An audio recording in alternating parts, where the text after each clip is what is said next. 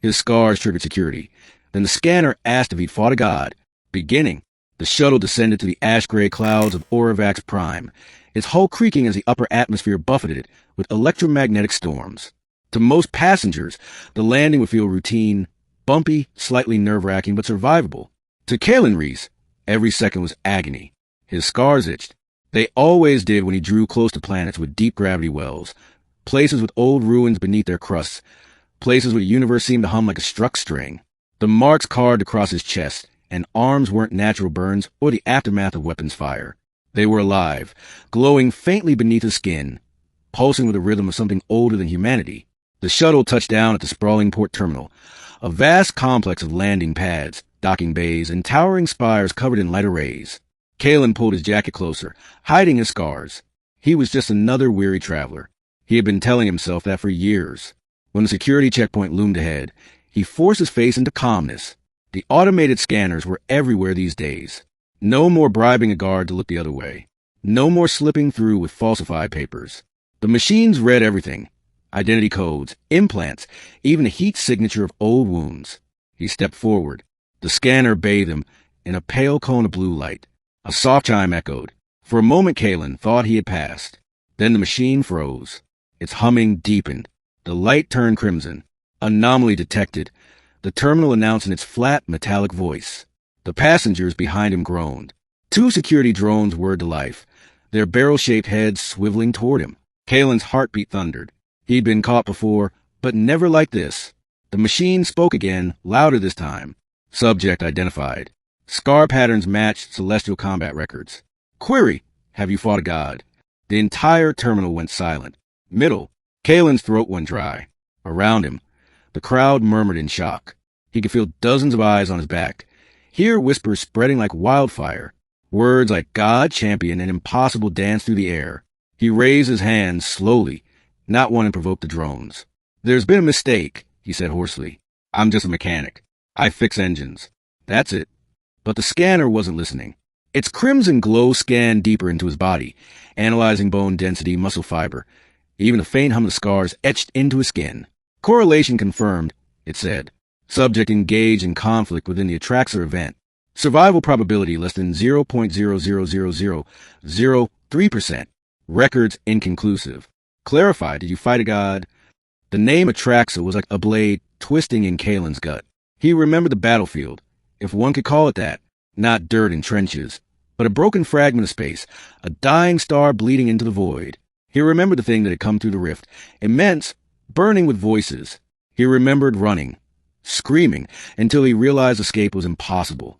He had fought because there had been no choice. But no one survived Atraxa. No one human. At least, the record said so. The Empire itself had declared every soldier there lost to annihilation. Kalen forced a shaky breath. I don't know what you're talking about. I've never been to Atraxa. One of the drones tilted its head. Lying to a port authority is punishable by... Before it could finish, a voice rang out across the terminal. That's enough. The crowd parted as 3 figures strode forward. They were unlike the drones, unlike the common guards. These were elites, Imperial wardens. Each wore white armor traced with golden veins, their visors glowing faintly with internal light. They moved with the precision of people who had been rebuilt at the molecular level. The leader, a tall woman whose visor retracted to reveal sharp gray eyes. Study Kalen. He comes with us. Kalen wanted to protest, but he knew better. Resistance meant a stun blast of spine and a one-way trip to interrogation. So he followed, the crowd's whispers buzzing in his ears. They led him through winding corridors into a sealed chamber. The walls shimmered with dampening fields, cutting off transmissions. No one outside would hear what happened next. The leader removed her helmet fully. Her skin bore faint silver cracks, like someone had welded light into her bones. You really survived, she said softly. Atraxa didn't erase you. Kalen looked away. I told you I'm nobody.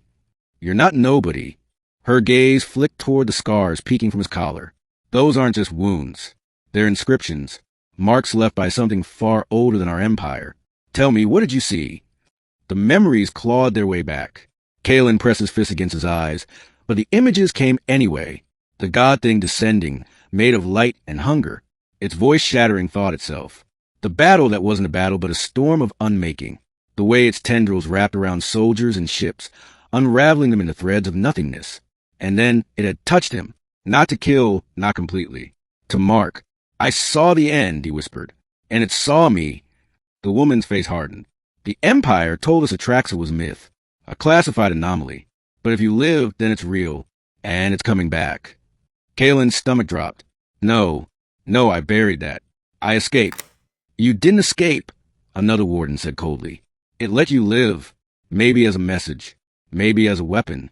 Kalen slammed his fist against the table. I'm not a weapon.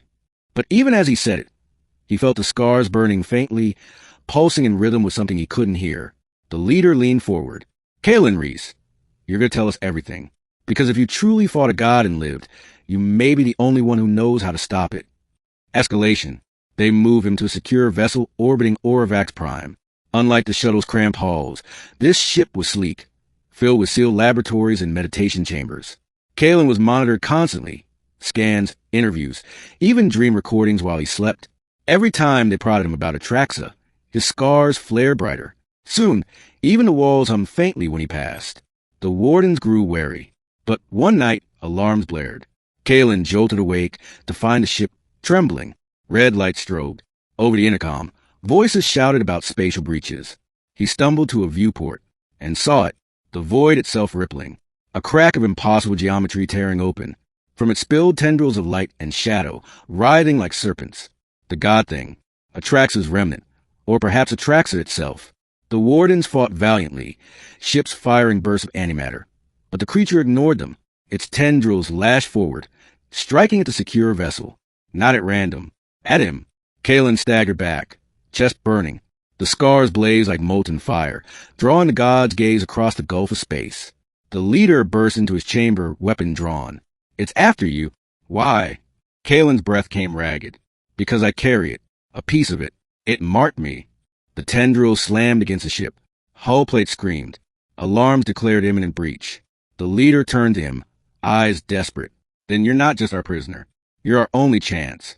Tell me how you fought it before. Kalen's laugh was bitter. I didn't fight. I survived. But the scars throbbed, and in that moment he understood. They weren't curses. They were keys. When the god touched him, it had branded him with its essence. Enough to resist. Enough to wound. He looked at the wardens. Get me close. Close enough to touch it again. Climax. The battle outside worsened. Wardens piloted strike craft in furious swarms, but the gods swatted them aside like gnats. Whole cruisers folded into ribbons of light. The Empire's fleet was crumbling. Kalen stood in the drop bay, stripped of his jacket. The scars glowed brilliantly now, like molten circuits carved into flesh. The leader approached, helmet on, voice steady but shaken. You might not survive. I didn't survive last time, Kalen said, climbing into the harness. I just didn't die. The drop pod launched, hurling him across space. He tumbled toward the writhing horror, his vision blurred. The scars guided him, pulling him straight into the heart of the anomaly. The tendrils closed in. Kalen reached out, bare hand glowing with scar fire. The tendril struck. Agony surged through him, but he held on, pressing his palm against it. The scars burned brighter, a feedback loop of impossible energy. For a heartbeat, he was everywhere, seeing through the god's eyes, feeling its hunger, its rage, its loneliness. It wasn't a deity in the human sense. It was a force, a mind vast as galaxies, wounded by being trapped between realities. He screamed, not in fear, but defiance. You don't belong here. The scars pulsed, and with a thunderous burst of light, the tendril shattered. The god shrieked, not in sound, but in rupturing space. The breach quivered. Kalen struck again, using the marks as weapons, unraveling the being piece by piece. Each touch burned him, but each strike weakened the god. The warden ships joined in, hammering the breach with their heaviest fire. Finally, with a roar that shook the void, the breach collapsed. The tendrils recoiled. Atraxa vanished, sealed back into the nothingness beyond. Kalen floated, unconscious, his body seared but alive. Ending. When he awoke, he was back aboard the warden vessel. His body ached, scars glowing faintly but less fiercely. The leader stood beside his bed, helmet off, eyes full of something new. Respect. You did it, she said softly. You drove it back. Kalen managed a weak laugh. Until next time. Maybe, she admitted. But now we know it can be fought. And your proof. He stared at the ceiling, feeling the hum of the scars settling back into silence. He knew she was right. He was proof. Proof that gods could bleed. Proof that survival wasn't just luck. But deep down, he feared the truth. Atraxa hadn't been defeated, only delayed. And the scars on his body weren't trophies. They were promises. Promises that one day he would fight again.